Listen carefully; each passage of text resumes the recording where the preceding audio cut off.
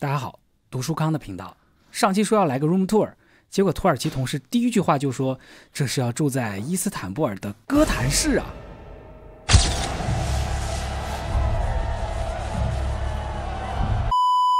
就说高高兴兴上班，平平安安回家也不算一种奢望吧。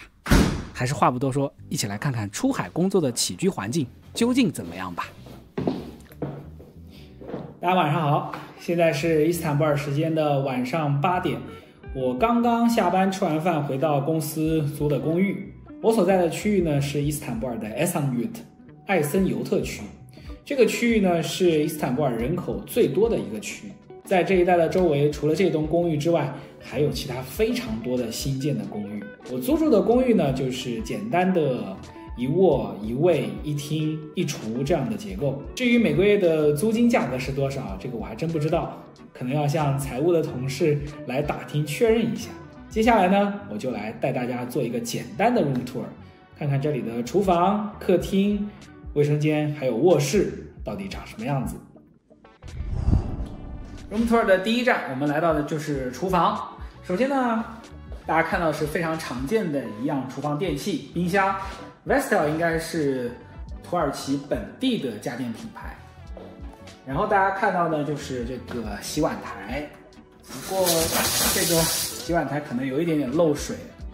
这里挺多这个水电安装的工序质量都不是非常的过关哦。然后第二样常见的就是电磁炉，然后这个电磁炉呢有4个炉位。接下来呢就是烤箱。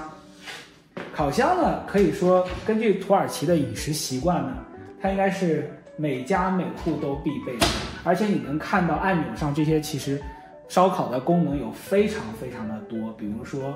有这种高湿度的，然后单向通风的、双向通风的等等。接下来呢就是烤箱旁边的洗碗机，可能因为烤箱料理的这个食物啊，它的含油量比较高，如果纯粹是手工洗的话难度比较大，有一个洗碗机的话这样也会方便很多。厨房旁边呢就是客厅，客厅的结构呢相对来说比较常规。首先我右手边的就是一些沙发、茶几、地毯这样的一些家具，然后往后看呢就是一扇落地窗，这个落地窗呢是可以直接看到外面马路上的这个人流跟车流的。然后在左手边呢就是电视柜以及电视，在墙角的部分呢可以看到暖气片。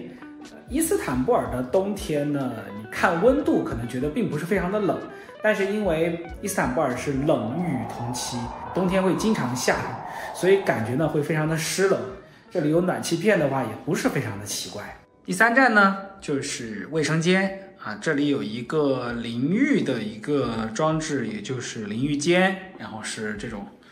推拉门的。里面呢是马桶，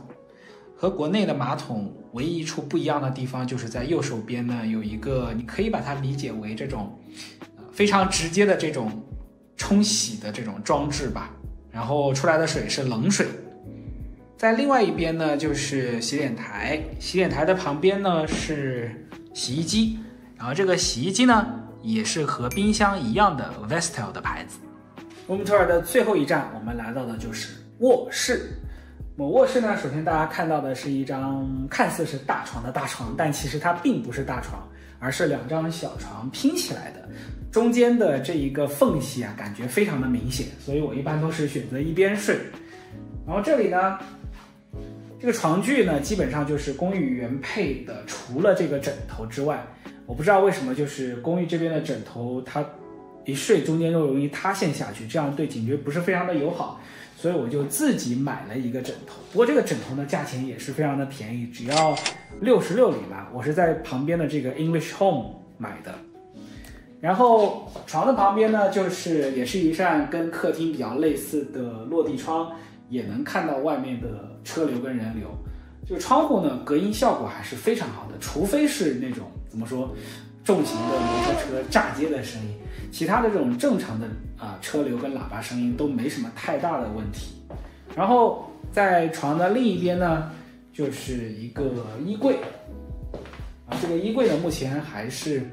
没有放太多的东西，大概是这样的一个情况。